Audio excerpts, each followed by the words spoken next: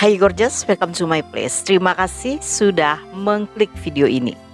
Kali ini kita kembali ke Amerika untuk sebuah kasus rumah tangga yang melibatkan pasangan yang menikah hanya 3 hari setelah pertemuan pertama mereka. Nggak pakai lama? Watch.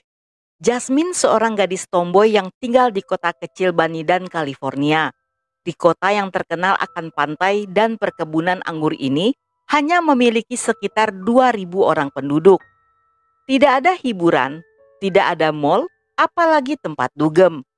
Setelah orang tuanya bercerai di tahun 1989, Jasmine dibesarkan oleh ibunya bernama Lisa. Sebagai seorang Abigail, Jasmine menyukai sepak bola, sepeda motor, berlayar dengan perahu, dan menunggang kuda di salah satu rumah teman dekat keluarganya. Jasmine mencintai alam, hewan, rajin bekerja, dan memiliki kepribadian yang hangat. Dia mulai bekerja sampingan sebagai kasir di toko kelontong di kota itu. Walaupun telah bekerja, Jasmine tidak melupakan hobinya. Setiap pulang sekolah atau pulang bekerja, dia selalu bermain sepak bola bersama teman-temannya yang hampir semuanya laki-laki. Seperti kebanyakan orang di kota itu, Jasmine mulai bermimpi meninggalkan kota kecil tersebut dan tinggal di kota besar seperti Hollywood, yang disinilah karir modelingnya dimulai. Pada awalnya Jasmine tidak terlalu percaya diri dan gugup ketika pertama kali pindah ke kota yang ramai serta bising. Tetapi dia berhasil bertahan karena gadis itu terobsesi dengan ketenaran serta uang. Dan tujuan terbesarnya adalah menjadi selebriti sebelum usianya mencapai awal 20-an. Semua keinginannya terwujud ketika tidak lama setelahnya, begitu Jasmine memasuki dunia modeling di Los Angeles, pekerjaan pun mulai mengalir.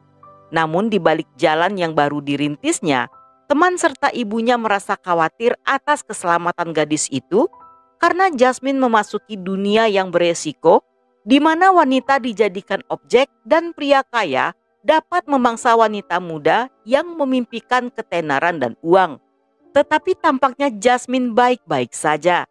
Dia bekerja sebagai model baju renang, model body painting bagi majalah pria dewasa, dan sering hadir di pesta-pesta bergengsi di Las Vegas. Dia pun mulai syuting iklan untuk saluran telepon dewasa serta produk pakaian renang. Ketika namanya mulai dikenal di California dan Nevada, Jasmine pun mengganti namanya dengan nama panggung sebagai Jasmine Fiore. Pada saat berusia pertengahan 20-an, dia berkencan dengan selebriti dan menghadiri acara red carpet sesuai impian masa remajanya. Satu persatu, impiannya semasa kecil mulai terwujud. Berbeda dengan gadis-gadis lain yang setelah terkenal berubah menjadi arogan, Jasmine justru bersikap sama seperti sewaktu tinggal di kampung halamannya. Dia tetaplah gadis pekerja keras, ramah, dan hangat pada siapapun. Teman-teman barunya menggambarkan Jasmine sebagai wanita yang luar biasa, ramah serta tulus. Pada akhir tahun 2000-an, Jasmine yang karir modelingnya tidak berjalan pesat mulai memutar haluan.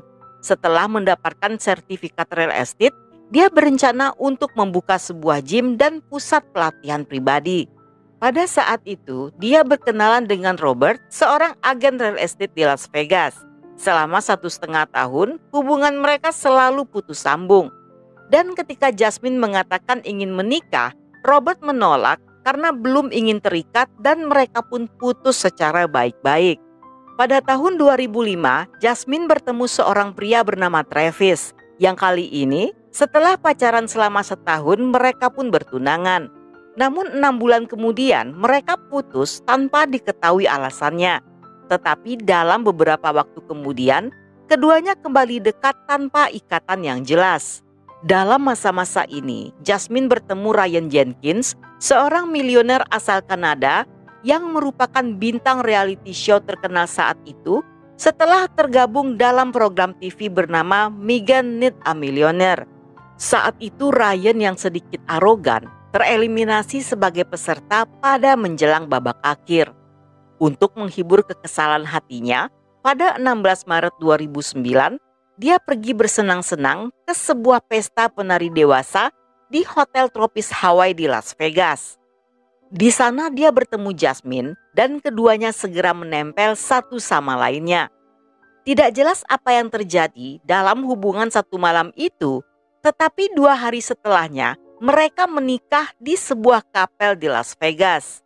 Saat menelpon ibunya, Jasmine terdengar sangat bersemangat.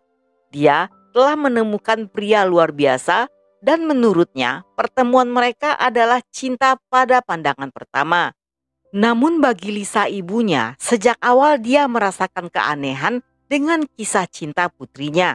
Menurutnya, Ryan bukanlah pria yang tepat dan dia melihat apa yang ada pada Ryan semuanya tampak palsu. Bahkan Lisa menduga Ryan adalah seorang penipu profesional yang menargetkan wanita dengan tujuan tertentu. Tapi tentu saja saat itu Lisa hanya memendam semua perasaannya karena tidak ingin menghalangi kebahagiaan sang putri.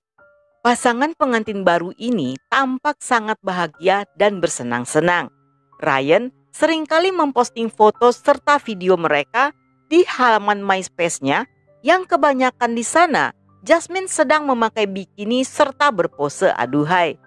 Terlihat sangat jelas jika Ryan merasa bangga dan hanya menjadikan Jasmine sebagai trophy wife. Tetapi setelah mereka menikah, impian indah Jasmine berubah menjadi impian yang tidak pernah dia bayangkan. Ryan yang pencemburu tanpa sebab perlahan merasa insecure dengan istrinya. Dia selalu mengikuti kemanapun Jasmine pergi, suka mengatur dan mudah marah. Hingga pada satu waktu, Ryan yang ingin Jasmine merasakan apa yang dia rasakan, mulai berselingkuh dengan membawa wanita lain ke apartemen mereka. Walaupun apartemen tersebut mereka tinggali bersama, tetapi Jasmine lah yang membayarnya tanpa bantuan Ryan. Ketika Jasmine memergoki Ryan di tempat tidur bersama dengan wanita lain, Jasmine pun menjadi muak dan merasa bahwa semuanya telah cukup. Dia mengatakan pada Ryan bahwa dia ingin segera bercerai. Tepat sebulan setelah pernikahan tersebut, pada bulan April, mereka pun pisah rumah dan tidak pernah bertemu lagi. Namun pada bulan Juni saat mereka bertemu tanpa sengaja, Ryan memukulnya sangat keras karena cemburu ketika melihat Jasmine melakukan cumi-cumi dengan Travis mantan tunangannya. Saat itu, Travis melihat Ryan yang meninju lengan Jasmine hingga membuat Jasmine terdorong ke arah kolam renang. Beberapa minggu setelahnya, Ryan didakwa dengan tuduhan KDRT dan akan diadili pada Desember tahun itu. Namun karena takut, Jasmine tidak memberitahu keluarganya tentang hal ini.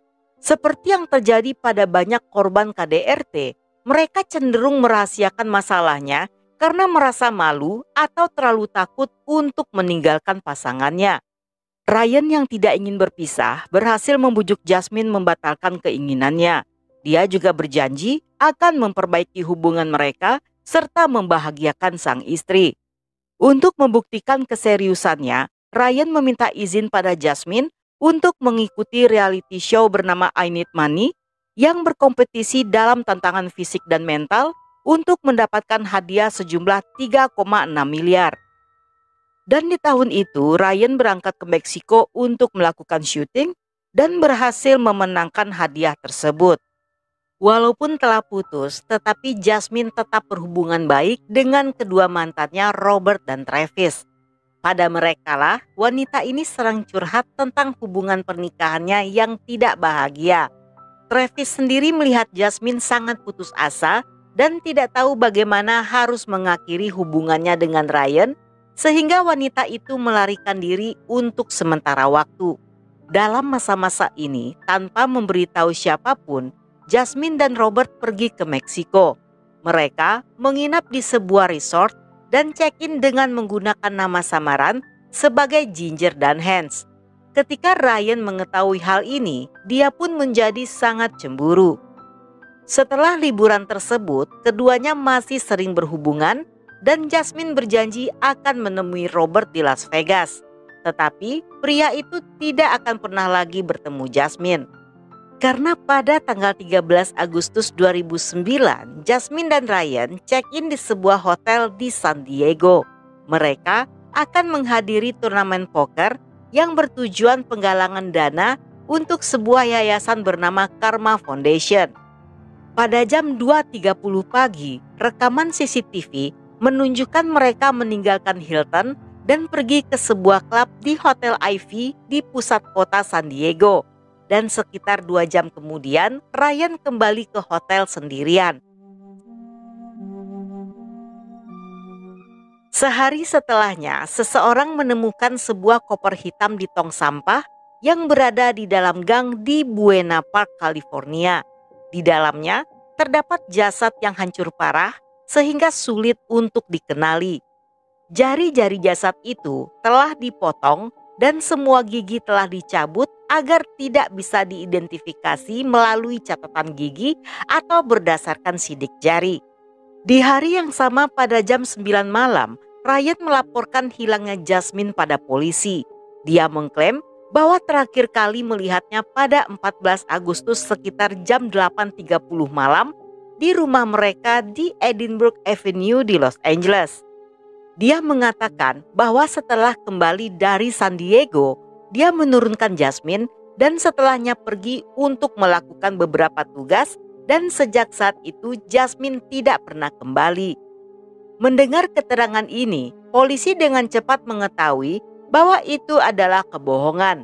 Tetapi mereka tidak dapat menahan Ryan karena membutuhkan surat perintah penangkapan yang hanya bisa didapatkan setelah mengidentifikasi jasad tersebut. Dan 3 hari kemudian, forensik berhasil mengidentifikasi melalui nomor seri pada implan payudara jasad tersebut yang merupakan milik Jasmine. Selain itu, polisi juga menemukan mobil Jasmine ditinggalkan di tempat parkir di Hollywood Barat sekitar 1 mil dari penthouse yang dia tinggali bersama Ryan. Dalam mobil itu terdapat bukti berupa noda darah serta rambut yang telah dicabut. Ryan yang saat itu sebagai satu-satunya orang yang dicurigai polisi telah melarikan diri sejauh mungkin.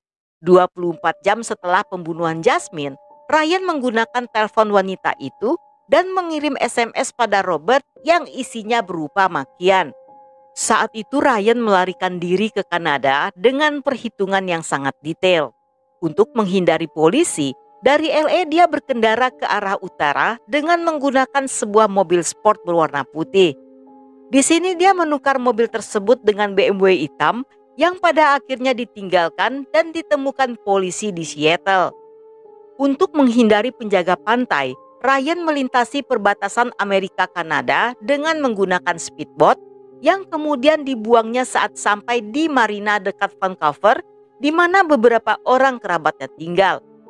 Sementara di saat itu, keluarga Jasmine dan Robert sedang melakukan siaran pers. Robert bahkan meminta pada siapapun yang telah membantu Ryan dalam pelariannya untuk segera melaporkan keberadaannya atau menyerahkan pria itu pada polisi. Karena Robert yakin bahwa mereka tidak tahu jika orang yang telah mereka bantu lebih kejam dari hewan. Pada 18 Agustus, Ryan menelpon ayahnya yang mengatakan jika Ryan telah resmi menjadi buronan. Dan ketika 2 hari kemudian Ryan kembali menghubungi ayahnya, sang ayah telah ditangkap. Karena hal ini, pelarian Ryan berlanjut ke kota kecil Scrabble yang di sini dia dibantu adik perempuannya bernama Elena. Bersama dengan Elena, Ryan check-in di Hotel Thunderbird yang dibayar menggunakan uang tunai untuk 3 hari. Saat itu, manajer hotel merasa sedikit aneh karena Elena memarkirkan mobilnya di samping bak sampah dan bukannya di parkiran khusus tamu. Elena ikut naik ke kamar Ryan dan tinggal di sana selama 20 menit sebelum akhirnya pergi meninggalkan abangnya. Keesokan harinya, sang manajer kembali melihat Ryan saat pria itu sedang berjalan keluar dari kamar. Namun, dia tidak mengenali wajahnya karena terlihat sangat berbeda dari foto buronan yang dipublish di TV. Saat itu, Ryan tampak sangat lelah, berantakan, dan juga kumal. Pada 23 Agustus jam 11.30 pagi, di waktu seharusnya Ryan telah check out, dia tidak terlihat dimanapun. Sehingga sang manajer dan keponakannya mendatangi kamar tersebut untuk memeriksa apakah Ryan telah pergi. Dan saat dia membuka pintu kamar tersebut, di hadapannya terpampang pemandangan yang sangat mengerikan. Ryan telah tewas dengan melakukan bundir dan menggantung tubuhnya di plafon dengan menggunakan ikat pinggang. Dia tidak meninggalkan catatan apapun, tetapi di kemudian hari, polisi menemukan catatan wasiat yang ditulisnya di laptop. Dengan tewasnya Ryan, Jasmine tidak mendapatkan keadilan. Walaupun merasa kecewa, tetapi ibu Jasmine, Lisa, merasa cukup puas karena Ryan tidak akan bisa lagi menyakiti siapapun. Ryan sendiri dianggap sebagai pengecut karena tidak berani bertanggung jawab untuk menghadapi resiko perbuatannya dan justru memilih melarikan diri dengan cara seperti itu. Setelah insiden tersebut, satu persatu terungkap masa lalu Ryan yang memiliki sejarah KDRT. Pada tahun 2007, dia dijatuhi hukuman percobaan selama 15 bulan di Calgary karena menyerang mantan pacarnya. Dia juga memiliki rekam jejak perilaku kasar terhadap wanita baik secara emosional dan fisik. Dan bagi stasiun TV yang memproduksi acara Mega Need a Millionaire, mereka merasa tertipu serta lalai karena telah memilih kontestan tanpa benar-benar melakukan cross-check background secara mendetail.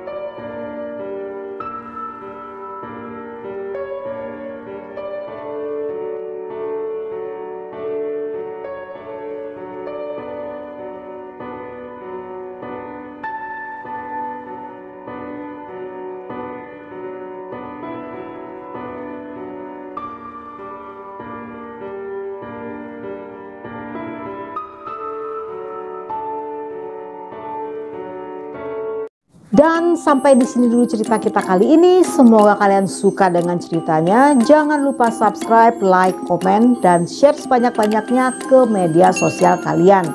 Dan buat kalian yang masih betah hingga akhir, thank you, love you, have a nice day, and then see ya.